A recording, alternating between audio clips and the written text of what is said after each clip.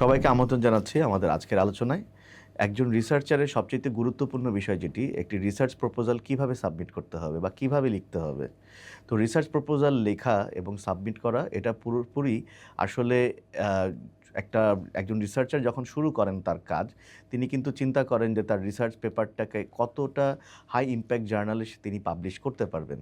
এখন এই ধরনের হাই ইমপ্যাক্ট জার্নালে পাবলিকেশনের জন্য সবচাইতে গুরুত্বপূর্ণ যেটা হচ্ছে যে আমার কাজের সাথে রেলেভেন্ট বা প্রাসঙ্গিক একটি জার্নাল, অর্থাৎ যে জার্নালটি আমার কাজকে সহজেই স্কোপের মধ্যে বন্টন করছে এবং সেই স্কোপের মধ্যে থেকেই আমি কিভাবে আমার কাজকে আমার টার্গেট অডিয়েন্সের কাছে নিয়ে যেতে পারছি সেটাকে উপস্থাপন করছে। অর্থাৎ আমি যদি চিন্তা করি আমার একটি মেসেজ যেটা আমি আমার পাবলিকেশনটাকে একটি রেপুটেড জার্নালের মাধ্যমে আমার পুরো অডিয়েন্স, যেটা বিশ্বব্যাপী যারা রিসার্চার সোসাইটি আছে অথবা সায়েন্টিফিক সোসাইটি আছে তাদের কাছে উপস্থাপন করতে চাচ্ছি, তাহলে সেখানে আমি কিভাবে করব। এই জিনিসটা যদি আমরা শুধুমাত্র চিন্তা করে কাজ করি, তাহলে কিন্তু একটি রিভিউ আর্টিকেল প্রপোজালের যে পয়েন্ট অফ ভিউগুলো সেগুলো কিন্তু আমাদের সব মাথায় চলে আসে। এবং এই ক্ষেত্রে যেটি সবচেয়ে গুরুত্বপূর্ণ যে প্রত্যেকটি রিসার্চ জার্নালে কিন্তু আলাদা ক্রাইটেরিয়া থাকে এবং তাদের কিছু আলাদা রিকোয়ারমেন্ট থাকে। তো সেই রিকোয়ারমেন্ট বা ক্রাইটেরিয়া অনুযায়ী আমরা যদি আমাদের ম্যানুস্ক্রিপ্টটাকে অর্থাৎ রিভিউ আর্টিকেলটাকে আগে থেকেই স্ক্র্যাচ করে ফেলি, একটা প্ল্যান করে ফেলি, তাহলে ওই প্ল্যান অনুযায়ী কিন্তু আমরা আমাদের জার্নালের জন্য, আমরা আমাদের পাবলিকেশনের জন্য আমাদের পেপারটাকে কিন্তু তৈরি করতে পারি। তো এই ক্ষেত্রে সবচাইতে বেশি গুরুত্বপূর্ণ যে বিষয়টি সেটা হচ্ছে শিরোনাম। অর্থাৎ যে কোনো রিসার্চ পেপার, সেটা রিভিউ পেপার হোক, সেটা অরিজিনাল রিসার্চ পেপার হোক, সে যেটাই হোক, সেটার জন্য কিন্তু টাইটেলটা কিন্তু খুবই গুরুত্বপূর্ণ। এবং শিরোনামের মাধ্যমে কিন্তু একজন অডিয়েন্স বা একজন রিডার কিন্তু আগেই বুঝতে পারেন যে আসলে আমি কী বিষয় নিয়ে আলোচনা করতে যাচ্ছি। এবং তারপরই যখন অ্যাবস্ট্রাক্ট অথবা আমরা যখন সারমর্মে চলে আসি, তখন কিন্তু আমরা বুঝতে পারি যে আসলেই আমরা কী ধরনের মেসেজ পেতে যাচ্ছি এই পেপারটা থেকে অথবা আমাদের এই রিসার্চ আর্টিকেল থেকে। তো এই ক্ষেত্রে আমি মনে করি রিভিউ আর্টিকেলের সবচেয়ে গুরুত্বপূর্ণ জিনিসটি কিন্তু তার টাইটেল এবং অ্যাবস্ট্রাক্ট, এবং এরপরেই যেটি চলে আসে সেটি হলো কিওয়ার্ডস। অর্থাৎ কিওয়ার্ডসে কিন্তু আমরা আমাদের টাইটেলের মাধ্যমে, অর্থাৎ আমরা যে জিনিসগুলোকে এমফেসাইজ করব, গুরুত্ব দেব, সেই জিনিসগুলোকে কিন্তু আমরা আমাদের পেপারের মধ্যে তুলে নিয়ে আসব। সেটা হতে পারে যে কোনো একটি শব্দ। আমি যদি উদাহরণস্বরূপ বলে থাকি, যেমন আমি বললাম যে ভিটামিন সি ডেফিসিয়েন্সি সিনড্রোম নিয়ে আমি একটি আলোচনা করতে চাচ্ছি, একটা প্রেগনেন্ট ওমেন অথবা একটা মাস পিপলের উপরে, তাহলে সেক্ষেত্রে কিন্তু প্রেগনেন্ট ওমেনটাকে আমি একটা কিওয়ার্ড ধরতে পারি।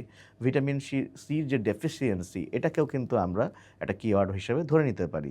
তাহলে এক্ষেত্রে দেখা যাচ্ছে আমরা যে বিষয়টাকে নিয়ে মূলত আলোচনা করব, একটা ডেফিসিয়েন্সি যেটা আমরা বলছি, একটা সিমটম বলতে পারি, আমরা যে কোনো একটা ডিজিজের পার্সপেক্টিভে বলতে পারি, সেটা যেটাই হোক না কেন, সেই জিনিসটাকে যদি আমরা কিওয়ার্ড আকারে নিয়ে আসি, তাহলে কিন্তু সেটা কিওয়ার্ডের মধ্যে পড়ে যাচ্ছে।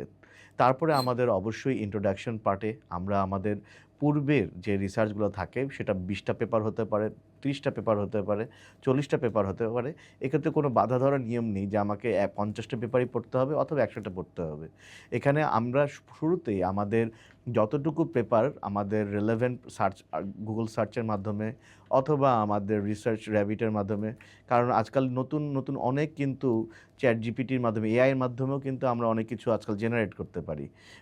এক্ষেত্রে ইলিসিট কিন্তু খুব একটা নামকরা এখন এআই সিস্টেম, এবং এটার মাধ্যমে কিন্তু আমরা অনেক কিছু ইম্পর্টেন্ট ইনফরমেশনগুলো কিন্তু খুব সহজেই সারসংক্ষেপ আকারে, সামারি আকারে কিন্তু পেয়ে যেতে পারি। এবং এটা কিন্তু আমাদের অ্যাবস্ট্রাক্টের জন্য খুবই গুরুত্বপূর্ণ, কারণ অ্যাবস্ট্রাক্টগুলোতে কিন্তু আমাদের সামারি অ্যানালাইসিস করতে কিন্তু খুবই কাজে লাগে। পরবর্তী জিনিসটাকে যখন আমরা আরও এলাবোরেট করি ডিসকাশনে অথবা ম্যাথড অ্যানালাইসিসের মাধ্যমে, তখন কিন্তু এই জিনিসগুলো খুব গুরুত্বপূর্ণ ভূমিকা পালন করে।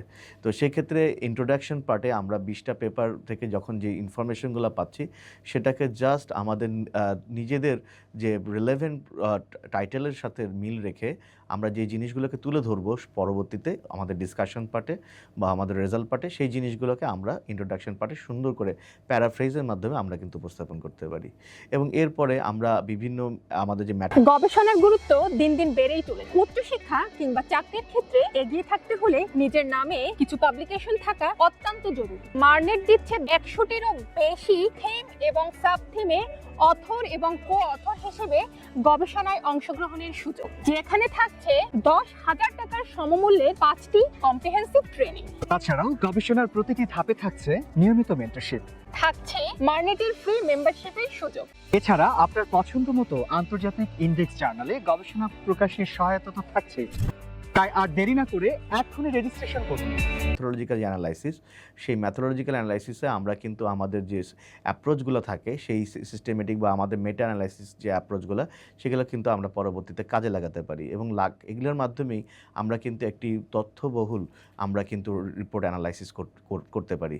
তো এই জন্য আমি সবাইকে মনে করি যে জিনিসটা আমাদের রিসার্চারদের মধ্যে অনেক সময় তারা কনফিউশনে থাকে যে হয়তো আমি অনেক বেশি রিভিউ আর্টিকেল পড়লেই অথবা আমি যদি পূর্বের অনেক আর্টিকেল যদি অ্যাড করি তাহলেই আমার কোয়ালিটি বেড়ে যাবে। আসলে মূল জিনিসটা হচ্ছে আমাদের অ্যানালাইসিসের মধ্যে, অর্থাৎ আমি কী ধরনের স্ট্যাটিস্টিক্যাল অ্যাপ্রোচ পরবর্তীতে নিব অথবা আমি কী ধরনের কোয়ালিটেটিভ অ্যানালাইসিস করব, এই জিনিসগুলো কিন্তু আগে আমাদেরকে চিন্তাভাবনার মধ্যে রাখতে হবে। অর্থাৎ আমি যদি কোনো রিভিউ পেপার লেখার আগেই অথবা প্রপোজাল সাবমিটের আগেই যদি এই বিষয়গুলোকে নিয়ে চিন্তাভাবনা করি তাহলে কিন্তু আমরা সুন্দরভাবে আমাদের সেই জিনিসগুলোকে কিন্তু তুলে ধরতে পারি। এবং সবচাইতে যে জিনিসটা হচ্ছে যে কোনো রিসার্চ প্রপোজালের ক্ষেত্রে সাবমিশনের ক্ষেত্রে প্রত্যেকটারই কিন্তু একটা অবজেক্টিভ থাকে এবং সেই অবজেক্টিভটা কিন্তু অবশ্যই আমার ফার্দার রিসার্চের যে প্রপোজালটা সেটাকে কীভাবে ইস্টাবলিশ করবে সেটা কিন্তু এই অবজেক্টিভের মধ্যেই কিন্তু বলে দেওয়া হয়।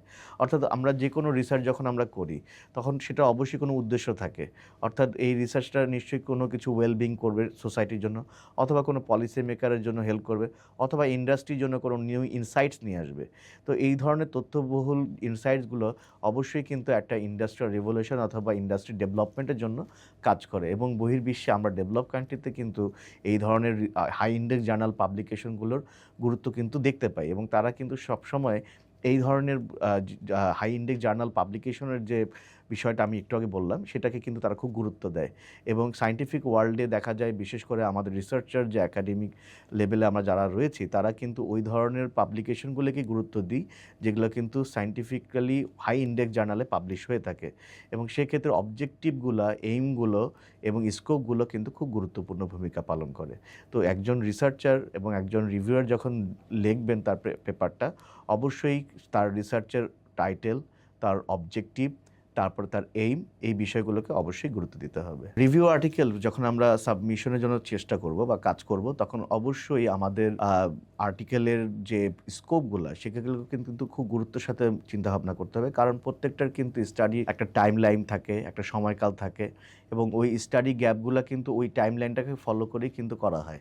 তো এখন আমরা যখন পরবর্তীতে একটা রিসার্চ গ্যাপ খুঁজতে যাব তো সেই ক্ষেত্রে বিশেষ করে পাবলিক হেলথের ক্ষেত্রে বা যে কোনো এপিডেমিওলজিক্যাল স্টাডির ক্ষেত্রে, কেস কন্ট্রোল স্টাডির ক্ষেত্রে আমাদের কিন্তু সেই পূর্বের ডেটাগুলো কিন্তু ভালোভাবে অ্যানালাইসিস করা লাগে এবং এই ক্ষেত্রে আমি মনে করি যে প্রত্যেকটা পাবলিকেশনের যে ডিউরেশনটা এটা খুব গুরুত্ব কিন্তু বহন করে। আর প্রপোজ ম্যাথোডোলজির ক্ষেত্রে যদি আমি বলি যে কী ধরনের অ্যাপ্রোচগুলো আমরা নিচ্ছি, কী ধরনের মেথডগুলো আমরা ব্যবহার করছি, এই ক্ষেত্রে কিন্তু জার্নালের যে রিকোয়ারমেন্ট সেটাও কিন্তু আমাদের দেখতে হবে। অনেক ক্ষেত্রে আমরা রিভিউয়ারদের ওপিনিয়নগুলো বা ওগুলোকে কিন্তু ইগনোর করে যাই। আমি মনে করি যে কোনো রিভিউয়ার যখন তাদের জার্নালে যে অপিনিয়নগুলো দেন সেই অপিনিয়নগুলো কিন্তু খুবই গুরুত্বপূর্ণ, কারণ এটার মাধ্যমে এবং এমন অনেক সময় এডিটোরিয়াল বোর্ড থেকেও কিন্তু অনেক সময় অনেক কিছু কমেন্ট করা হয় বা মেইলের মাধ্যমে অনেক কিছু জানানো হয়। সেই এই মেইলের যে রিপ্লাইগুলো থাকে ওগুলোকেও যদি আমরা গুরুত্ব সহকারে ধরে নিই তাহলে কিন্তু আমরা একটা সুন্দর যে রিকোয়ারমেন্টগুলো সেগুলো কিন্তু সেট করতে পারি। তো এক্ষেত্রে আমাদের রিসার্চের ইনক্লুশন এক্সক্লুশনের যে ব্যাপারগুলো এগুলো কিন্তু খুবই গুরুত্বপূর্ণ এবং কোয়ালিটি অ্যাসেসমেন্টের ক্ষেত্রে আমাদের যে কোয়ালিটেটিভ অ্যানালাইসিসগুলো এগুলো কিন্তু আমাদেরকে সবসময় মনিটরিংয়ের মধ্যে রাখতে হয়, যে কারণ একটি রিভিউ পেপারের সব কাজ কিন্তু কখনোই শেষ হয়ে যায় না। অর্থাৎ পেপারটা সাবমিট করার আগ পর্যন্ত এবং প্রপোজালটা রেডি করে সাবমিট করার আগ পর্যন্ত অবশ্যই আমাকে একটা কন্টিনিউয়াস একটা এডিটিংয়ের মধ্যে থাকতে হবে এবং এই এডিটিংটা যে কোনো পার্ট নিয়েই হতে পারে, এমনকি আমার যে টাইটেলও চেঞ্জ করা লাগে আমি সেই টাইটেলটা ফিক্স করে একদম প্রপার একটা টাইটেল যেটাতে আমি আসলে আমার পুরো রিসার্চটাকে সাজাতে পেরেছি সেটার উপর বেস করে কিন্তু আমার টাইটেলটাকে আমি ফাইনালি সাবমিট করব। এবং প্রপোজ আউটলাইন যেটা বা স্ট্রাকচার যেটা প্রপোজ আউটলাইন কিন্তু আসলে ওইটাও অনেক জার্নালে বলে দেওয়া থাকে এবং সেক্ষেত্রে সম্ভাব্য যে আমাদের অধ্যায়গুলো কী থাকবে বা কী কী বিষয় নিয়ে আমরা আলোচনা করব সেগুলোও কিন্তু আমরা এই ধারাতে বলে দিব। আর সবচেয়ে বিষয় যেটা যে গুরুত্বপূর্ণ আর যে কোনো রিসার্চের আউটকামগুলো আমরা সিগনিফিকেন্টলি যদি আমরা সেটা বলতে চাই, তো সেই সিগনিফিকেন্সগুলো কিন্তু আমাদেরকে অবশ্যই উল্লেখ করতে হবে। কারণ যে কোনো গবেষণার কিন্তু গুরুত্বপূর্ণ বিষয়টাই হচ্ছে এটা, যে আমরা আসলে কি পরিমাণে গবেষণাটাকে আমাদের শ্রোতার কাছে নিয়ে যেতে পারছি, আমাদের যারা রিডার থাকবেন, যারা গবেষণা প্রবন্ধগুলো পড়বেন, তাদের কাছে নিয়ে যেতে পারবো। বিশেষ করে সায়েন্টিফিক ওয়ার্ল্ডে কিন্তু আমাদের অ্যানালাইসিস, বিশেষ করে রেজাল্ট অ্যানালাইসিস, তারপরে আমাদের ডিসকাশন পারে, এগুলো কিন্তু খুবই গুরুত্বপূর্ণ। তো এই বিষয়গুলোকে গুরুত্ব দিয়ে যদি আমরা কাজ করি, তাহলে আমার বিশ্বাস যে আমরা একটি সার্থক জার্নালে আমাদের রিভিউ পেপারটিকে পাবলিশ করতে পারবো।